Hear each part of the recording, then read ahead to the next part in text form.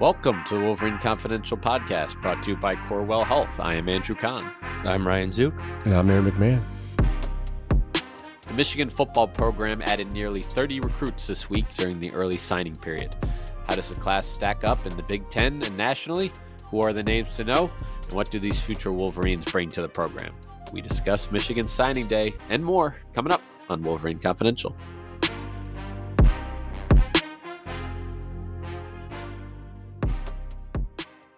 All right, Aaron McMahon and Ryan Zook, good to be with you here Thursday night, late night recording, December 4th, as Michigan football here still in the middle of the early signing period. Yes, started yesterday, Wednesday, goes through tomorrow, Friday, but it seems like Michigan's class for this early period is done, as they put out a release, and Sharon Moore went on the the program sponsored podcast to talk about some of these guys, or most all of these guys. So let's get into it here. And Ryan, we could start with you. Just sort of, I saw you wrote 5 stories today, a few more the day before about this stuff. Like, is there a big picture theme? Were there some surprises, fireworks as we like to call them? Or I know I saw there were some flips and both ways for Michigan, but what kind of stands out to you? Yeah, no, it was. I thought it was going to be an uneventful early signing day for Michigan, just because there wasn't a lot of. Typically, you get a sense of what might transpire and like people who are wavering or things like that. But I mean, Wednesday there was some true surprises that came out of nowhere. I mean, initially, the only question mark I had is whether Michigan would be able to hold on to 4-star edge commit Julian Walker out at Dutch Fork High School in Irmo, South Carolina, which is basically right in the back door of Columbia. I mean, he's been committed since July, top 100 recruit, but he visited South Carolina for multiple games this fall. His dad's on the strength staff. His mom didn't see campus until this past weekend. Again, it's Ohio State. It's snowing. They lose. So it's like, you might get a feeling that she might want to, or he might decide to stick closer to home. And that ended up being the case. He decided to push his decision back to Thursday, but a lot of smoke surrounding the Michigan's receivers, which kind of came out of the blue. It started with Zion Robinson out of Mansfield, Texas on Wednesday morning, posting a cryptic message on Instagram saying he's postponing his signing until further notice, and people are like, wait, what's going on here? Like, he's been committed for months, no rumors of any schools coming in hot, but it sounded like Texas, Stanford, a couple other in-state schools were making a late push, and in the NIL era that can change things rather quickly. And same thing with Travis Johnson, number 107 overall prospect, an elite receiver out of Oscar Smith High School in Virginia. Some rumors around him potentially flipping to Virginia Tech as well. Now, I mean, we're right in James Franklin's backyard at Virginia Tech. But Michigan was able to sign him later in the day. And then the big one was Savion Hyder, too, the crown jewel of this class, in my opinion, number 1 overall running back. Didn't sign on Wednesday, and not a lot of information out there throughout the day. And people like, wait, what's going on? Are they going to lose their best offensive player? Like, they need playmakers on offense. That was resolved early Thursday morning. But the receivers questions kind of remained. And Robinson ended up flipping to Stanford on Thursday early or late morning. And so it's okay, you're down to 2 wide receiver commits in this class. It's a position of need.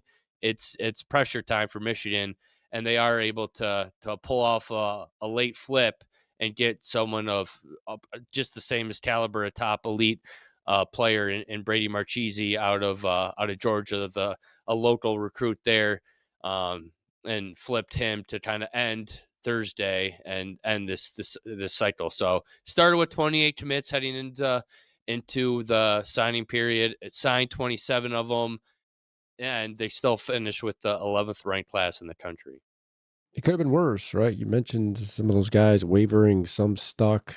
I think Michigan made the best of what they had. You mentioned Julian Walker's situation. Like, you can't fault him for staying home. I mean, they always knew that was a possibility. He'd been committed for a while, so Michigan thought they were fine. But again, when it comes to family and being close to home, makes sense.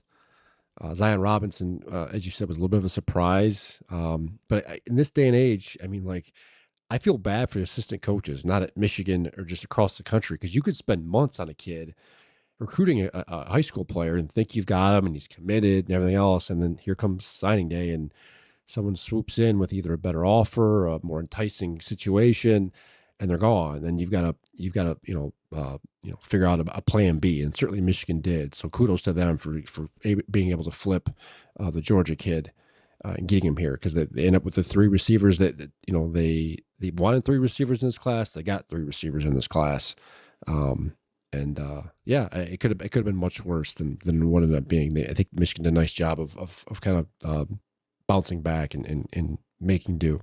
If a team has a payroll, right? I mean, this is like our pool of money, and then a program misses out maybe on some of the guys that they were targeting that chose elsewhere. Well, then they might have some essentially extra money later that you got to spend it, and yeah, that I think that's how some of these things can happen in this era. Yeah, but it's just complete chaos, and it's just a broken system too. I mean, it's like Aaron said. I mean, you build relationships with these guys for months, and you're planning their next season, and you're planning your roster, and then all of a sudden, just because a bigger offer comes in, it's like, okay, you're going to throw everything out and go to another school. Like, the system needs to be fixed, because it didn't just happen at Michigan; it happened all over the country, and it's not.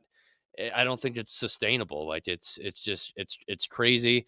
And like, at least in pro sports, you have entry level deals for people like just stepping into the league. But like in high school to college, it's not the case, and you could still hold out for higher offers and NAL, and it's chaotic. And I guess you can't fault the kids, but like, there needs to be more regulation or something, because yeah, what's happening now is crazy in my opinion.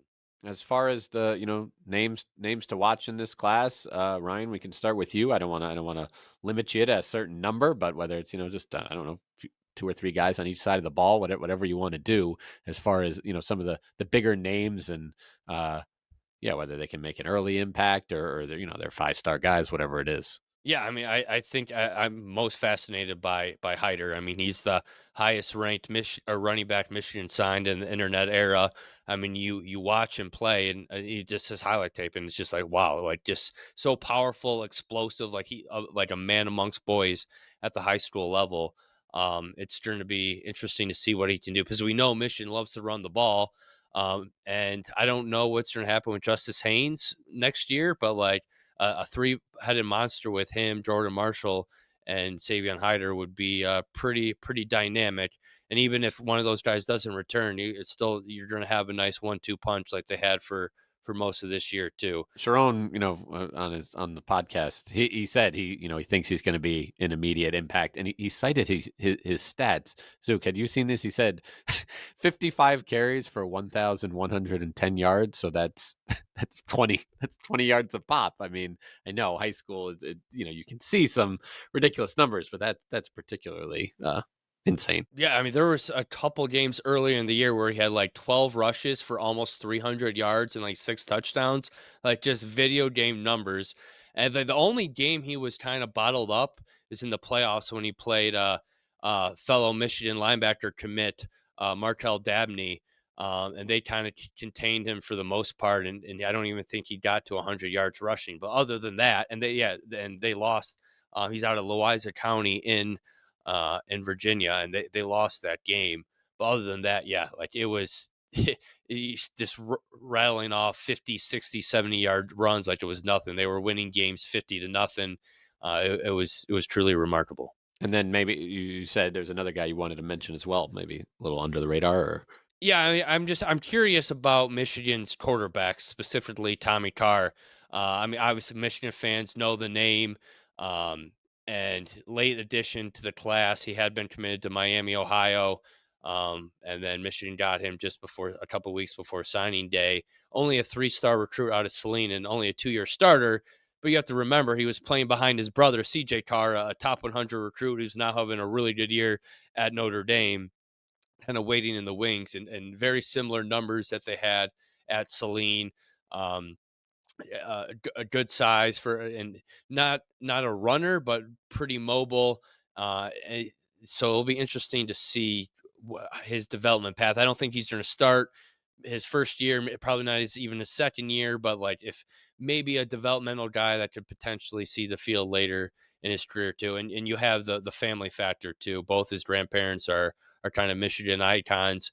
Tom Curtis, All-American safety for Michigan in the 60s, and obviously Lloyd Carr, the coach of the 1997 national championship team too. So that's maybe one of the under the radar guys that I'm curious about his future. Maybe not immediately, but later on. Just listen to Sharon talk. It sounds like he thinks Savion Hyder could see the field early. But as you guys pointed out, I think it's going to determine whether or not Justice Haynes returns. Because if he does, I don't know how many carries are going to be left for Hyder next year. But they're really high on him. He's obviously he can be a program changer in a couple of years. I think that's the expectation. A couple other names I'll throw out there. Sharon is really high on Carter Meadows. They're 5-star edge rusher out of Washington, D.C. He is a little undersized. I mean, he's 6'6", but he's only listed at 225. I think he's a little heavier than that now, but he's certainly going to have to put on some weight and fill out. We saw Nate Marshall, a true freshman, play a little bit this year on the edge. I think that certainly could open the door for opportunity for Carter Meadows to see the field early next year. In what capacity, I don't know. I'd be surprised if he would certainly if he would win the starting job right away. But Sherrone Moore's really complimentary of him this week. I think it was yesterday. He spoke to Big Ten Network and he called him up. They think he can be a potential future first-round pick. They like the size and the athletic ability there. And then another position group to watch. And Sharon and the staff like to say this, right? When it comes to true freshmen, you're more likely to see the field the further you are away from the ball. And that certainly speaks to the receiver position. Michigan needs receivers. They need more of them. And that could open the door, I think, for Travis Johnson, the 4-star wide receiver from Virginia, their highest ranked receiver recruit in this class, stuck with them. There could be an opportunity for him to see the field early next year. So there's certainly guys who certainly could see the field next year, play big roles maybe. But I think a couple of years from now, I think especially the higher end of this class, I think could be program impact changers down the line.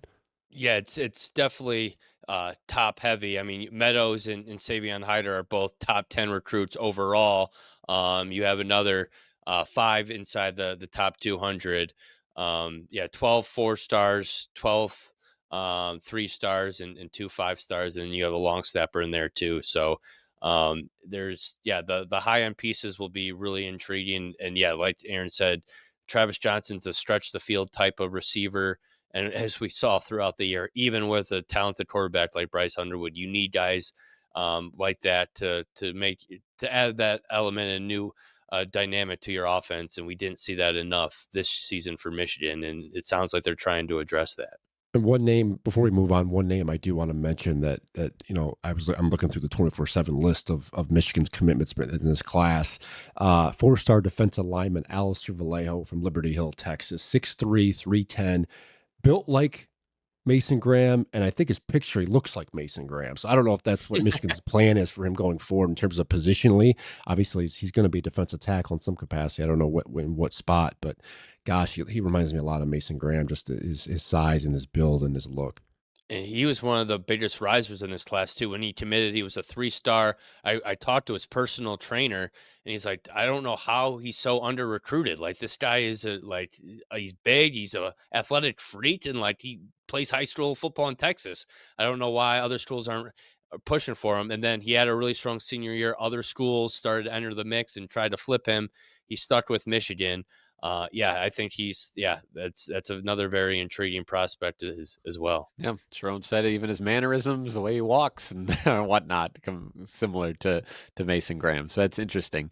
I know one thing Sharon talked about, and you can see it just looking at the bios for these guys. Like, the size in general. I mean, it's just he wanted to get bigger kind of across the board, and a lot of these guys are just that. I mean, just from height and weight standpoint, you got some, you got a 6'7" lineman, you got a 6'6", 3 whatever. I mean, just some really really big kids in this class. It seems like. Yeah, I mean, look at Malachi Lee, their top rated offensive tackle in this class out of Hawaii. 6'7", 350 pounds offensive tackle. Like, that is massive for a, a senior coming into college. So it'll be interesting. I mean, he's not like fat or anything too. Like, he's athletic, and maybe need some more technical work, but I mean, to have that build to work around and to mold, I mean, you can't teach size. So that will be fascinating to kind of follow his career too. I mean, he has the build of a potential anchor on the offensive line for multiple years. And a tight end in Matt Ludwig, who's already 6'4", 240 out of Montana. So like that just screams a future Michigan tight end right there. And he's a do-it-all player. Like, obviously in Montana is not a hotbed for recruiting, but like, he was a defensive end, linebacker, running back, quarterback, tight end, punter. Like, he literally did it all. Like, I love that. I love Matt Ludwig's profile. Didn't have, I mean, obviously the quarterback play wasn't great there, which is kind of expected. But yeah, I mean, he's a guy that can put his hand in the dirt, go catch passes. We'll see. Yeah, I mean, it's tough to gauge against his competition, but yeah, the physical tools are there, and yeah, I think we can all agree Michigan's tight end production, at least in the passing game, wasn't really up to par as compared to recent years with guys like Holston Loveland and AJ Barner during the national championship year. So key addition there. And his nickname is Moose, which is great. You got a moose, you got a bear, you got a blade. We got a blade, you got a Titan. You got a all lot. Name team. Yeah, some good stuff here. And again, like any other guys you want to hit on here, and kind of, do you think that this is it? It seems like Sharon is saying, like, when the regular period comes around in February, by that time it'll be more the roster additions will come via the portal more than high school recruiting. No, yeah, I agree there too. I mean, it's tough to. I know Michigan did last year, did a high profile recruit later in the cycle with Ty Haywood, top 50 offensive tackle who had been committed to Alabama, but you can't really bank on that. I think Michigan definitely is going to hit the portal hard. And yeah, this day and age, 27 signees is a lot for freshmen. So I wouldn't be surprised if this is it. I don't know about hitting up any more specific guys, but it's interesting that Tommy Carr was the only in-state recruit this cycle. And he didn't. I mean, Michigan was in jeopardy of not having any in-state recruits for the first time in the internet era, which is kind of rare. They hit Texas hard. 4 players in Texas, or recruits in Texas, almost was 5 if they were able to hold on to Zion Robinson. 4 from Virginia. And 3 from DC. So that DMV area, they're hitting really hard. As far as position groups, 5 offensive linemen after taking 4 last year. So you could tell, I think Jerome Moore has been a little bit frustrated with the play of the offensive line the last couple of years, and he's doing everything he can to kind of build these guys in a program for multiple years and get them ready to start for like multiple years later on in their careers too, because that's. Yeah, it all revolves around the guys up front, and I think if most people would agree that the standard has kind of lowered a little bit the past 2 years in that regard. Life is beautiful and fragile. We fall. We get tired. And sometimes we get sick. But with Corewell Health, we are also strong. We fight disease. We battle cancer. We come together. We come back. We push forward. When the body breaks, we break through. Corewell Health. We can. A couple of times this week now, Sharon has mentioned they built this class from the inside out, meaning they made the offense and defensive lines a priority.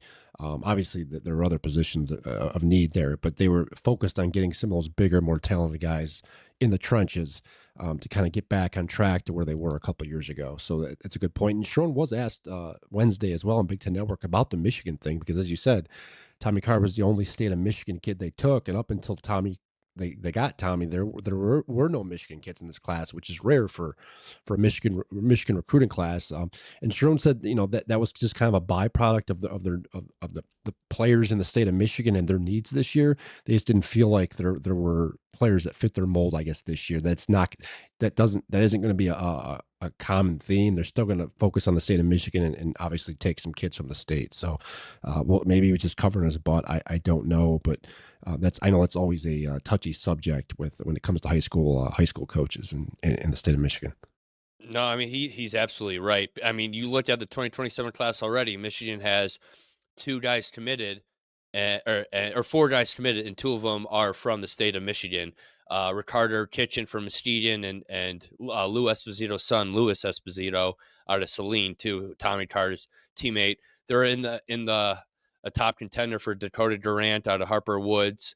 So Gideon Gash, cornerback from Catholic Central, just won a state title. Anthony Cartwright, tight end out of Detroit Country Day. Like there's guys that they're going to go after much harder, I think, than in-state guys in the 2026 class.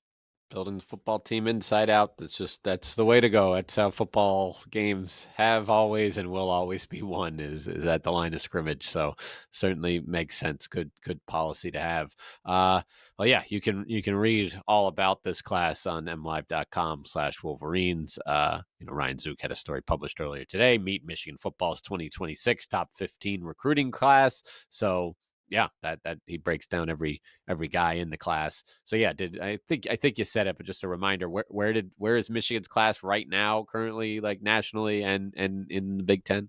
11th right now overall, and 4th in the Big Ten behind USC, who has the number 1 class overall, Oregon, who's number 2 overall, and then Ohio State, number 6 overall too. So, yeah, it's which is, you want to be in the top 15, top 10 every year to be national championship contenders. I think if you can supplement top in an 11th ranked class with a strong portal class, like you can make some noise and moving forward. So it's not as high end as Michigan's class last year when they ended with an absolute flurry, including landing Bryce Underwood late.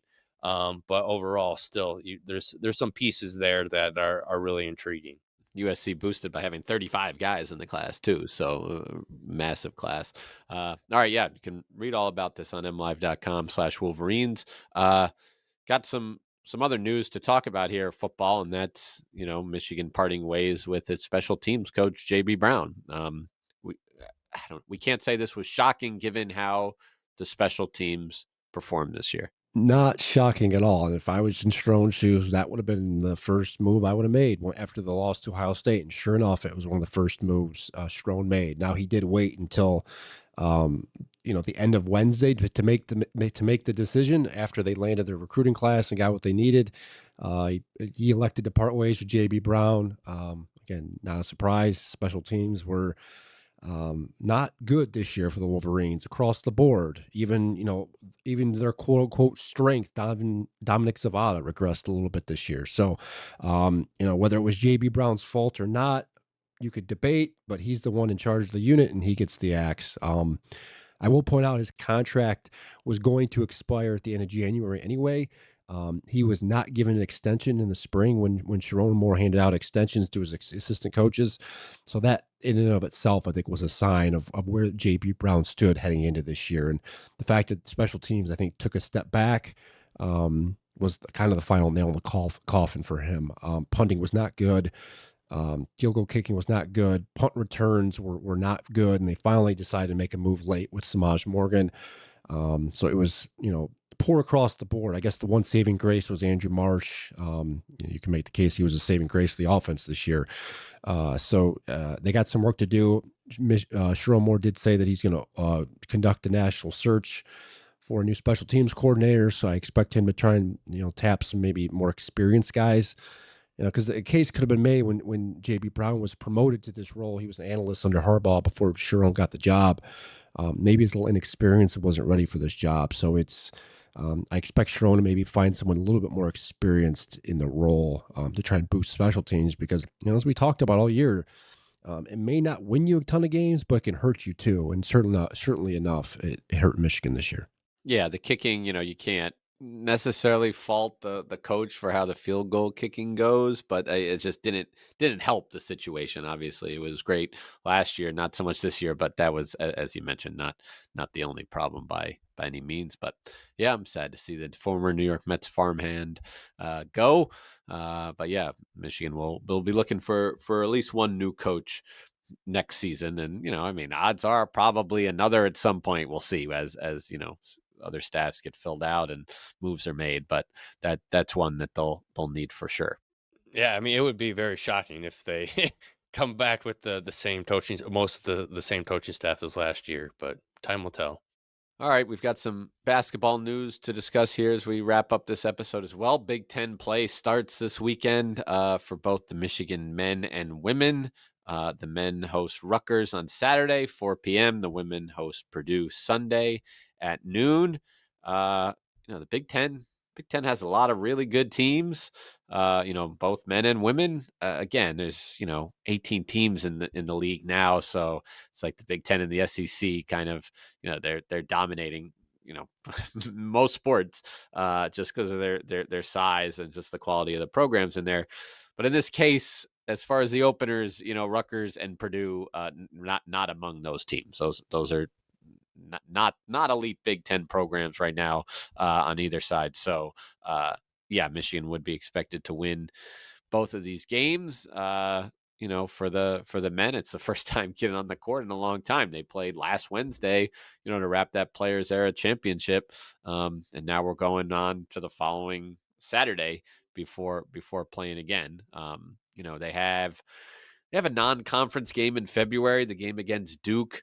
And then they did play 3 games over Thanksgiving where some teams only play 2. So having some that created a little, some quirks in the schedule to allow for some of these breaks. Cause if you recall, they had one after their opener as well. So second time they had to take some time off after playing so great.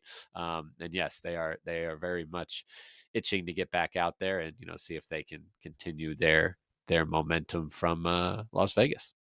What do you think they did with their winnings? Yeah, I mean, it was interesting because they knew they had that, $1 million coming. And as I think I said on this podcast, I certainly wrote it. I think I said it it wasn't like, all right, now we've got this million, let's spread it around. It was like in the off season when they were essentially signing all these guys, it was like they knew that was a pie that they could take from, to offer these guys. So it just kind of all goes into a big pot. But they couldn't bank on, they couldn't guarantee guys money that they didn't know for sure was coming. But by winning it, they maxed out. They got another million out of it. So that was going to be again, Stafford told me that'd be a good problem to have. He told me beforehand. And so now that's the problem they have. But yeah, some of the players maybe a little unclear about how it was all going to be broken down. But I know Yaxel Lindeborg said he wanted to buy a car for his mom. So yeah, that was his plan. And yeah, some other guys talking about, Dusty chiming in, talking about investments and saving it and all that. So yeah. I'm just envisioning like a big suitcase being wheeled into the center of the locker room and like one guy going up and just start throwing stacks of money at each guy. I don't know.